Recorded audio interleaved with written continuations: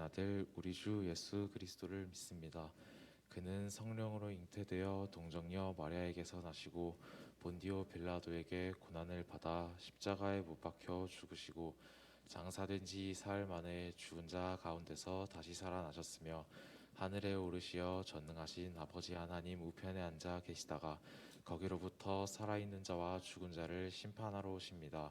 나는 성령을 믿으며 거룩한 공교회와 성도의 교제와 죄를 용서받는 것과 몸의 부활과 영생을 믿습니다.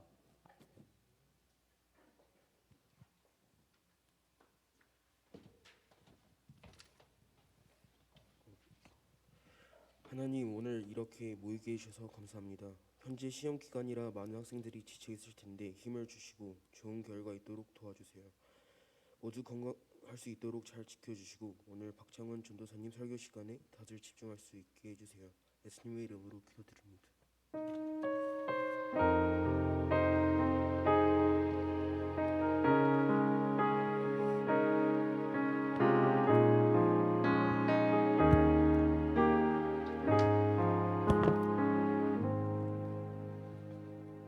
네, 우리 다 함께 말씀을 보겠습니다. 갈라디아서 3장 1절부터 10절까지 말씀 다 같이 우리 성경책을 펴시고 혹시 깜빡하고 안 가져오신 분은 PPT를 참고하셔서 함께 말씀을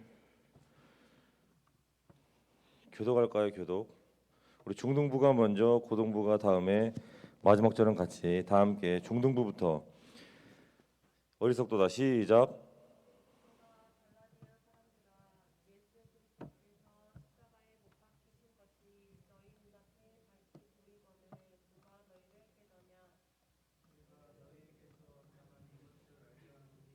너희가 성령을 받은 것이 율법의 행위로냐 혹은 듣고 믿음으로냐 너희가 이같이 어리석으냐 성령으로 시작하였다가 이제는 육체로 마치려느냐 너희가 이같이 많은 괴로움을 헛되이 받았느냐 과연 헛되냐 너희에게 성령을 주시고 또 가운데서 능력을 행하시는 이의 일을 행위에서냐 혹은 듣고 믿음에서냐 아브라함이 하나님을 믿음에 그 실 의에게 의로 정하시다 함과 같으니라.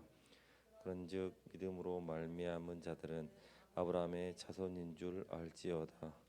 또 하나님이 이방을 믿음으로 말미암아 의로 정하실 것은 먼저 아브라함에게 복음을 전하되 모든 이방인이 너로 말미암아 복을 받으리라 하였느니라. 그러므로 믿음으로 말미암은 자는 믿음이 있는 아브라함과 함께 복을 받느니라. 무릇 율법 행위에 속한 자들은 저주 아래에 있나니 기록된 바 누구든지 율법책에 기록된 대로 모든 일을 항상 행하지 아니하는 자는 저주 아래에 있는 자라 하였음이라. 아멘. 자, 기도하겠습니다. 하나님 감사합니다. 오늘 벌써 부활절 아침을 맞이하며 주 앞에 예배드립니다. 하나님, 예수님 부활하셨는데 오늘이 아니요 이미 예수님 2000년 전에 부활하셨는데 우리 가운데 부활하신 주님 어디 있나 돌아보고 발견하며 그 부활의 주님과 함께 부활의 능력으로 살아가도록 은혜 베푸시옵소서. 예수님의 이름으로 기도합니다. 아멘. 할렐루야. 아멘. 미국 인디애나 주에 메노파 교도가 있는데 이 교도의 특징이 뭐냐면 첫 번째, 자동차 자체를 거부합니다. 그래서 마차를 타고 다니거나 이 동력을 이용한 것들을 이용하잖아요. 두 번째, 이 교파는 검은색 차만 좋아합니다. 세 번째, 나는 아무 상관없어. 그래서 희망찬란해요. 그래서 그 교회 주장 가보면 어떤 교회는 까만색 세단들만 쫙 깔려 있고 옆에 또 다른 교회 가보면 희망찬란한 컬러풀한 차들이 쫙 깔려 있고 또 한쪽 교회 가보면 주차장에 차는 없고 말뚝이 딱 박혀 있어. 왜? 말 타고 오시면 거기다가 매시라고. 그리고 이제 어느 날 인디애나주 시를 관통하는데 우스운 광경이 펼쳐졌습니다. 어떤 광경이냐면 말이 두 마리가 한 명 사람을 태우고 그 뒤에 뭘 끌고 가냐면 노란색 아주 햇빛에 찬란하게 빛나는 노란색 보트를 걸고 해변가로 가고 있었어. 말 두 마리가 노란색 보트를 메고 가는 거야. 왜 그러냐면 이 교파들은 율법에서 차를 타는 것을 금지하고 있기 때문에 차는 타면 안 되고, 근데 주말에 자유를 누리고 싶으니까 일요일 날 차는 타면 안 되고, 그래서 차 대신 마차를 타고 다니지만 거기에 그 항구까지 뭐를 보트를 달고 가더라는 거야. 뭘 의미하냐면 율법 안에 갇혀 사는 사람과 율법의 자유한 삶을 말하는 겁니다. 이 종교라는 낡은 가독 부제에 담겨서 그 율법만 지키겠노라고 차를 타면 안 된다라는 어떤 그 안에 갇혀서 나는 차를 타지 않는 대신 말을 타고 다니고, 또한 나는 율법을 지키면서 뭐 한다? 보트를 타고 다니는 것들은 누리고 싶어하는 마음이라는 거. 이중성. 그럴싸한 신앙인은 되겠지만 속은 똑같은 사람으로 전락할 것입니다. 여러분, 율법을 완성하신 분이 누구죠? 예수님. 그럼 율법을 깨뜨리신 분이 누굽니까? 그분도 예수님이에요. 여러분, 예수님은 혈육으로 보면 유다의 후손으로 나셨어. 근데 알지만 2000년 성경 역사에 수천 년 성경 역사를 보면 구약에서 제사장 지파는 누구냐면 유다가 아니라 레위입니다. 레위. 하나님께서 레위를 통해 기업을 분배받지 않게 하시고 지파를 통해 특별히 하나님을 섬기는 지파로 살아가게 하셨어. 근데 희한하게 예수님은 유다의 지파로 나게 하셨습니다. 모든 규율과 제사장의 기준에 한참 못 미치는 그 예수님이 바로 우리의 구원자시다. 왜 그랬을까? 왜 하나님은 왜 예수님을 레위의 자손이 아니라 유다의 자손으로 태어나게 하셨을까? 라는 관한 학설들이 많습니다. 훨씬 레위 지파로 태어나면 설득력이 있을 것인데 하나님이 그를 어떻게 유다 자손으로 태어나게 하셨어. 왜? 하나님이 바로 모든 것을 뒤집어 엎었다라는 거야. 수많은 학설 가운데 이야기하다 보면 하나님이 율법을 엎으셨다. 왜? 그분이 율법을 이루시고 완성하는 분이기 때문에 율법으로는 자격이 미달한 예수님을 제사장 삼으셔서 하나님의 일을 시작하더라는 거예요. 하나님 이 땅 가운데 율법을 이루는 게 아니라 하나님의 일을 시작하시고 이루더라는 거예요. 그러니까 제사장 직분이 바뀌고 새로운 제사장의 형태가 시작되었습니다. 아멘. 그게 오늘 아침이에요, 여러분. 기억하라는 거예요. 여러분, 우리가 예수님이 아침에 부활하지 않았으면 우리 엄청나게 힘들어하는 어려워하는 율법을 600 약 30여 가지 율법을 지키지도 못하면서 지키겠노라고 아까 그 교부처럼 내가 가능한 거. 여러분, 차가 비쌀까요? 보트가 비쌀까요? 보트가 비쌀 거예요, 아마. 근데 여러분, 차는 안 타는 대신 보트를 타고 다닌다? 엄청난 모순과 거짓 신앙에 갇혀서 살아갈 수 있는데 그 거짓을 벗어나 진실되게 살아가게 하시려고 예수님이 이 땅에 부활하셨습니다. 아멘. 감동이 없죠. 왜 감동이 없죠? 알아요. 공감합니다. 여러분, 오수영 기도 잘했어. 학업 피곤해. 여러분, 내가 요즘 학업의 피곤함을 너무 절실히 느끼고 있습니다. 왜? 저에게도 이제 오늘 이번 주부터 중간고사가 도래했어요. 저번 주에 외우던 히브리어 시편 23편 아직도 못 외워가지고 아직도 지금 갈 때마다 찬양 대신 히브리어 찬양만 히브리어 노래만 듣고 있습니다. 그 유대 율법 선생님이 나오셔가지고 미즈모르 가스키멜 하면서 계속 똑같은 말 반복하는데 옆에서 후배 간사님이 속으로 표현한 건 아니고 표현을 조금 의역하자면 아니 간사님 아직도 그거 못 외웠습니까? 저도 외우겠습니다 라는 말로 계속 그래. 여러분 엄청 스트레스 받아 피곤해. 솔직히 말하면 저는 학생 때 이렇게 시험 때 피곤하게 살지 않았습니다. 근데 대학원 가서 피곤하게 사니까 너무 힘들고 4월 15일까지 휴학 신청 기간이야. 그러니까 4월 15일까지 휴학 신청하면 등록금을 세이브 해줄 테니까 신청하라는 거예요. 그 문자를 한 3번은 봤어. 하나님의 부르심인가? 조지영 장로님 저 전도사 안 할래요? 그냥 그런 마음이 막 오더라는 거예요. 근데 어떤 마음을 하나님 똑같이 주셨냐면 오늘 말씀과 비슷해. 네가 그 자리 공부를 하지 말고 습관하는 자리가 돼야 한다는 거야. 대학원 가면 책을 안 읽을 수가 없어. 아직도 내가 읽어야 할 책이 이번 주에만 정리해야 할 리포트와 소논문이 최소 3권 이상이 있어.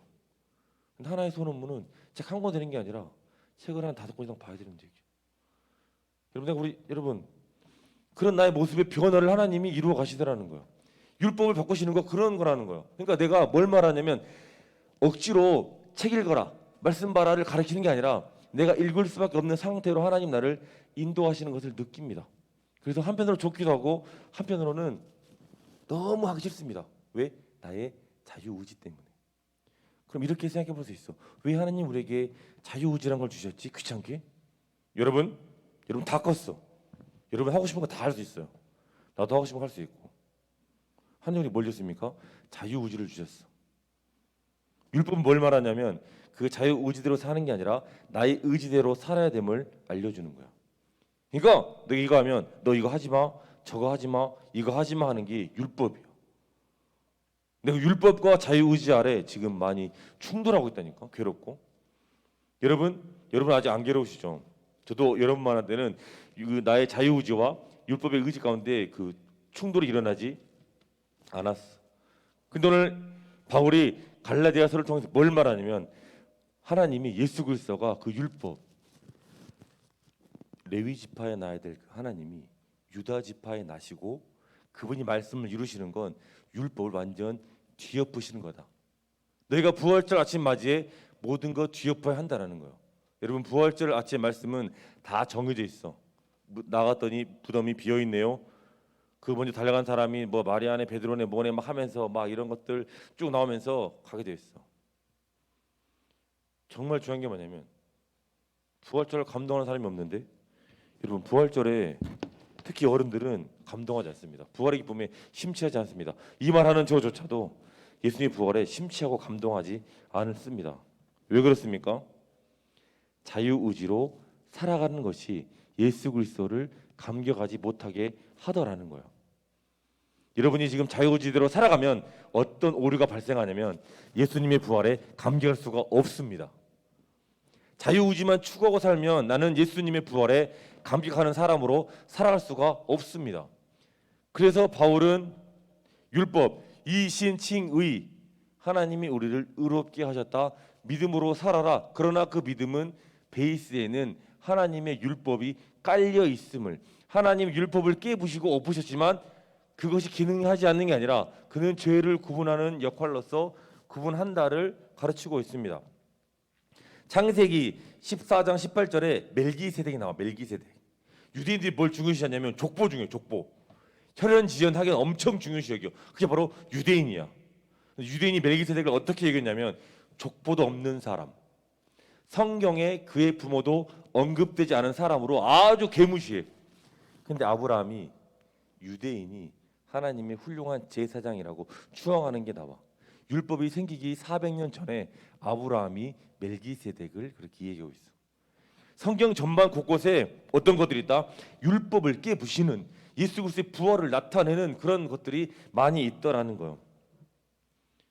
사랑하는 여러분, 우리가 왜 주님의 부활을 풍성히 누리지 못할까?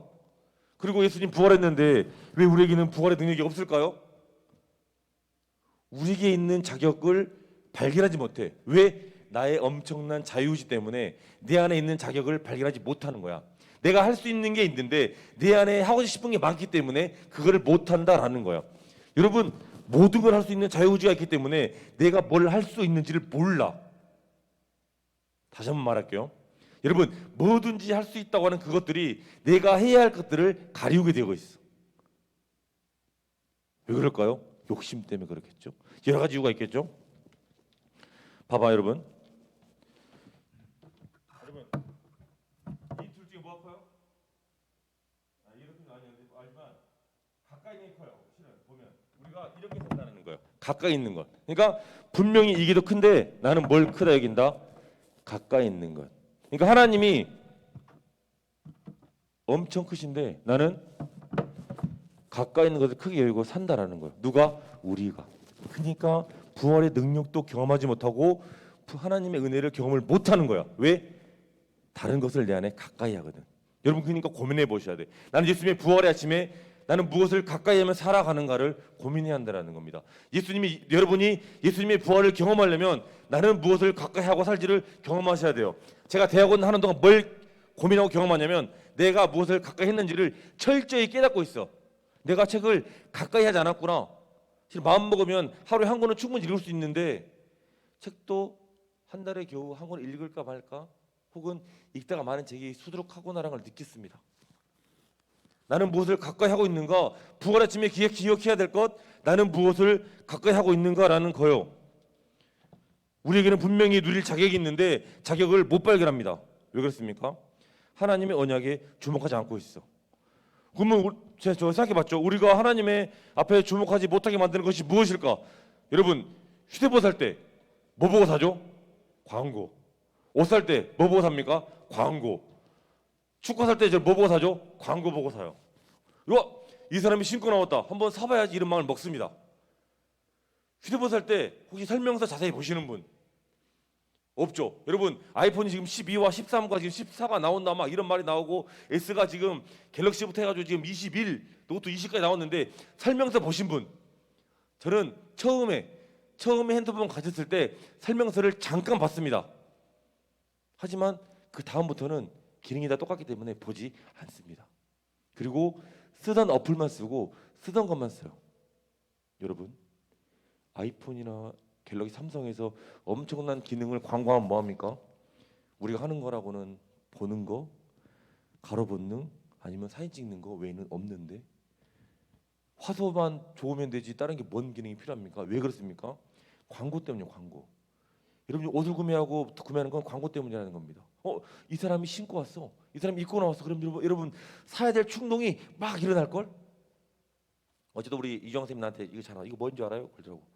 근데 자기가 좋아하는 엑소 연예인이 만든 거래. 그래서 왜? 사는 게 어렵대? 내가 하나 사줄까? 라고 장난쳤습니다. 그러니까 이 사람이 내가 좋아하면 이걸 가지면 그걸 뭐라는 게 아니라 사야 되는 그런 것들이 많다. 바로 광고의 효력과 효과라는 거예요.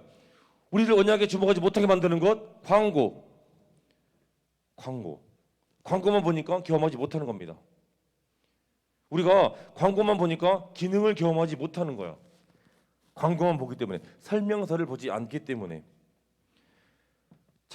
광고는 참고만 하라고 설명서를 보라고 안내하는 건데 우리가 광고만 보고 설명서는 보지 않다라는 거야. 그러니까 기능을 다 활용하지 못하는 거야. 뭘 봐야 됩니까? 설명서. 뭘 의미하겠습니까? 광고, 보이는 이것은 죄다, 아니다 만 생각하지 말고 내가 해야 할 일에 우리가 주목해야 한다는 겁니다. 그래야 복음을 누릴 수 있다. 하나님을 복음을 아는 대로 가야지 그냥 복음을 듣고 부활을 아는 대로 가야지. 맞다. 지금 쭉 들어왔던 저번 주가 고난 주간이었고 이번 주가 부활이니까 다음 주부터는 뭐 그냥 일반 주일이야 등등 흘러가는 게 아니라 왜 예수님의 부활은 나의 부활일지를 고민하는 것으로 가지 못하면 예수님의 부활은 적어도 나에게서는 아무런 의미가 없게 된다. 예수님의 부활이 의미가 없다는 게 아니라 예수님의 부활에 관심 갖지 않고 그냥 이번 주는 계란 나눠주고 뭐 나눠주는 이유는 뭔지 모르지만 나눠주는 주일이었어로 보내면 예수님의 부활이 아무 의미와 능력 없이 지루한 아니 왜 간사님은 부활절 무덤 설교 안 하고 갈라져 설교를 하지 않은 의문을 품고 이렇게 살아간다. 왜? 예수님의 부활의 능력을 경험하지 못하면 그렇다라는 거예요. 광고주에게는 뭐가 필요하냐면 스폰서가 있어요. 스폰서. 그죠? 여러분 스폰서 없이 광고하는 사람은 아무도 없습니다. 이 축구 선수들이 자기 유니폼에 혹은 신발을 신는 이유는 나이키나 어떤 정통 프로 메이커 있어 그 사람을 1년에 얼마씩 스폰서 계약으로 맺어서 보여주는 거니까 그 사람이 노출되면 엄청난 효과가 있기 때문에 그렇게 하는 거예요. 그래서 요즘 별로 이미지가 안 좋지만 호날두가 신은 축구와 손흥민이 신은 축구와 이렇게 홍보가 되는 거예요. 광고를 봤을 때 뭘 봐야 됩니까? 재원과 설명서가 써 있는 책자를 봐야 돼. 보지 않으면 그 기능을 누리지 못하게 돼. 여러분 하나님 우리를 부르셨는데 그 부르심 들어봤는데 하나님 앞에 주목하지 못하면 내가 누구인지도 모르고 나를 써보지도 못하고 똑같은 그냥 시리즈에 지날 수밖에 없어. 이 내가 누군지를 모르면 나를 써보지도 못하고 그냥 하나의 시리즈로 전락하는 거야. 집에 가면 기기를 반납하지 않아서 있는 휴대폰처럼 뭔지도 모르고 배터리가 방전돼서 짱바가 지는 것처럼 살아간다는 거야. 뭘 모르면 내가 누군지 기능을 모르면 그 기능을 아셔야 돼. 기능을 알려면 뭘 알아야 됩니까? 광고주와 그 광고주에게 스폰서와의 계약을 꼼꼼히 살피는 거예요. 광고주는 다른 광고에 눈여기는 게 아니라 뭘 봅니까? 이 사람과 맺은 광고의 계약 내용을 보는 거야. 그래서 내가 이 사람에게 어떻게 하기로 했지? 어떻게 노출하기로 하고 하루에 몇 번 노출하고 어떻게 하기로 했지를 보고 꼼꼼히 그 광고를 이행할 때 결과는 그 광고를 통해 얻어지는 것들이 바로 누구 겁니까? 광고주와 스폰서의 계약 가운데 이루어지는 것처럼 우리가 보여지는 것, 눈이 휘둥그레한 게 아니라 나에게 스폰하시는, 나에게 도움 주시는 분이 누군지를 알고 그분을 통해 공급받는 삶을 살도록 애써야 한다라는 거예요. 부활이 오늘로 끝나는 게 아니라 이후부터 계속 될 건데, 그렇게 되려면 내가 누군지를 알고 나에게 스폰해 주신 분이 누군지를 아는 자가 되어야 예수님의 부활이 이번 주만 선물 받고 바꿔치고 땡 하는 게 아니라 나에게 능력이 되어 감격이 되며 감동이 되는 삶을 살아간다는 겁니다. 그래서 말씀의 광고를 보고 하나님의 말씀을 경험하는 자가 되어야 합니다. 부활의 소식 듣고 무덤 앞에 간 사람이 있고 듣고 가지 않은 사람이 있어. 그러겠죠? 우리 하나님 부활 앞에 들었어. 가던 사람은 누굽니까? 그렇죠, 제자들. 그러면 가지 않은 사람은 딱히 예수님의 죽음에 관심 없는 사람들. 우리가 교회 안에 있지만 제자들이 되어야 예수님 부활 소식을 듣고 무덤 앞에 나갈 수 있는 것처럼, 여러분 예수님의 소식을 들었을 때 반응, 듣는 것 너무 중요하다는 거예요. 그러면 어떻게 되느냐? 하나님을 삶 가운데 부활하신 하나님을 경험하셔야 그 삶이 이론이 아니라 나에게로 다가올 수가 있어. 그럼 어떻게 하나님을 경험할 수 있을까요? 설명서를 보면 돼. 그래서 하나님 나에게 뭐라 하시는지를 말씀 듣고, 나는 스폰서, 하나님 나에게 주시는 분이 하나님인데 그분과 어떤 계약을 맺었지 주목하시면 돼요. 그래서 그분이 주시는 계약으로 여러분 이해하시면 됩니다. 제가 서두에 이야기하지 않았습니까? 저는 그 하나님의 계약과 저희 자유의식 가운데 많이 싸우고 있다고. 하나님 나를 그 대학원 교직 그 과정을 통해서 나를 새롭게 다시금 습관을 바꿔 가시는구나 라는 깊은 은혜와 깨달음도 있지만, 나의 자유의지, 너무 하기 싫어. 나도 편하게 쉬고 싶고, 너무 하기 싫어. 이 마음이 싸운다니까요. 그 싸움 가운데 나에게 주시는 그 하나님 앞에 주목하고 늘 우리의 시선을 바꿔가는 게 바로 뭐다? 성숙이고 성화하고 하나님의 은혜입니다. 나는 관심 없어. 내 하고 싶은 대로 할래 라고 하면 여러분 절대 하나님을 경험할 수가 없습니다. 제가 성경을 보다가 재미난 장면이 왔습니다. 누가복음 10장에 예수님의 제자 70명이 나와. 그리고 9장에는 12명의 제자가 나옵니다, 여러분. 근데 여러분 10장에 그 누가복음 10명 제자들은 뭐라고 얘기하냐면, 너희들은 2명씩 짝을 지어서 거리와 마을로 가서 예수님을 전해라라고 얘기를 해. 근데 그 뒤에 뭐라고 얘기하냐면 4절인가? 너희들은 순한 양들이고 이리와 같이 드글드글대는 곳으로 가라라고 얘기를 해. 근데 9장에 보면 예수님이 12제자한테 뭐라냐면, 너희들의 귀신을 제하는 권능도 주고 뭣도 주고 할 테니 가서 뭐해라? 나가서 예수님을 전해라라고 얘기를 해. 둘의 차이가 뭐죠? 제자는 12제자, 70인 제자, 300분도 쭉 나가는데 70명과 12명, 여러분 둘이 같이 복음을 전하면 누가 많이 복음을 전할까요? 70명이 많이 전하겠죠. 똑같다라고 하면 여러분 이 12명이 70명의 제자들 가운데 그런 마음이 있었던 것 같아. 우리는 예수님의 제자 중에 살짝 사이드로 빠져있는 아싸인데, 제자인데 제가 또 아닌 건 또 아니고 또 기도할 수 없는 그런 애매한 상태인데, 예수님이 아무것도 안 주고 들판에 이리한테 나가라는 거예요. 여러분 동네에서 이리 안 만나봤죠? 어젯밤에 집에서 이제 뭐 하는데 고양이가 눈에 불을 켜고 달려오더라고요. 순간 움찔했습니다. 고양이 눈에 레이저가 움찔했어. 여러분 이리가 사나운 이리가 순한 양한테 눈에 불을 켜고 달려와. 얼마나 무서울까? 그런 상황을 70인 제자들이 맞이하는 거야. 그럼 70인 제자들은 지금 라비에는 선생님 주님이란 분이 우리를 지금 죽이려고 그러시나? 라고 의문할 수 있겠지만, 하나님의 뜻은 무엇이었냐면 12명의 제자들이 경험했던 예수 그리스도를 너희도 경험해라. 그래서 뭐해? 아무것도 없는, 그래서 뭘 요구하냐면 공통점은 돈도 가지지 말고 배낭도 가지지 말고 옷도 가지지 말라라는 거야. 9장의 12제자에게나 10장의 70명의 제자에게나 옷도 가지지 말고 돈도 가지지 말고 뭣도 가지지 말고 그리고 나가라는 거야. 근데 12명의 제자에게 뭘 줬다? 권세와 능력과 줬어. 70명에게는 아무것도 안 줬어. 너희들은 양 같은 애들이니 늑대가 가까운 데로 가라라고 얘기를 했어. 그래서 어떤 일이 일어나냐면 70명 제자들이 마을에 가서 귀신을 쫓아내버려. 처음이야. 귀신을 쫓아내는 건 처음이야, 처음. 그래서 10장 18절인가 쭉 와서 예수님 내가 귀신을 쫓아냈어요 라고 해. 예수님이 뭐라 그러냐면 나도 봤어. 나도 네 귀신 쫓아내는 거 봤어 라고 해. 근데 저 70인자가 뭐라고 하냐면 제가 드디어 해냈어요라고 하니까 예수님 뭐라고 그게 타이르냐면 야 귀신 쫓아낸 걸로 기뻐하지 말고 너의 이름이 하늘에 써 있는 걸로 기억하라라고 해. 예수님의 부활이 귀신 쫓아내려고 있는 게 아니고 하나님의 이름을 여러분의 이름을 나의 이름을 하나님의 자녀로 구원의 이름의 생명록의 책에 기록되기 위함이라는 것을 알려주는 거예요.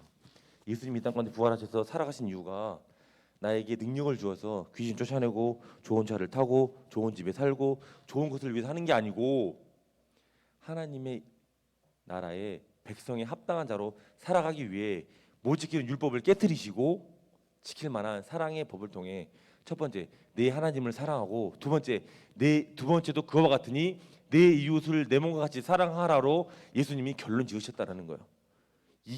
이렇게 되기 위해 필요한 게 뭐냐면 예수 그리스도를 경험하는 건데 경험하는 것은 수많은 광고 속에 노출되어 버린 우리가 흔들리지 말고 광고만 보지 말고 뭐 해야 된다? 광고주와 맺은 계약, 스폰서십, 나는 어떻게 하기로 했지를 바라보는 은혜가 필요하다는 거예요. 그래야 부활의 예수님을 경험하지 오늘은 부활절이다라는 광고만 경험하고 목사님 설교하시네 설교만 경험하면 광고 듣는 것과 똑같아. 그리고 말씀 보지 않고 기도하지 않으면 그냥 광고 보는 것과 똑같아. 뭔지도 모르고 이게 뭔지도 모르고 내가 누군지도 모르니까 여러분 내가 뭘 해야 할지를 모르는 거야. 내가 누군지를 알면 뭘 해야 할지를 아는 거야. 다시 한 번 말하지만 저조차도 내가 하고 싶은 것과 내가 해야 할 일에 싸움의 선상에 있는데 여러분 오죽하겠어? 한참 에너지가 솟아날 때인데 오늘 왜 예수님이 누가복음에서 예수님이 그 70명의 제자들에게 말하냐면 12명의 제자처럼 너희도 살아계신 예수 그리스도의 능력을 경험하기 원한다. 마찬가지 우리도 살아계신 예수 그리스도의 이름을 듣고 광고로만 써먹지 말고 경험할 때 하나님의 은혜를 누린다는 것을 말씀하는 거예요.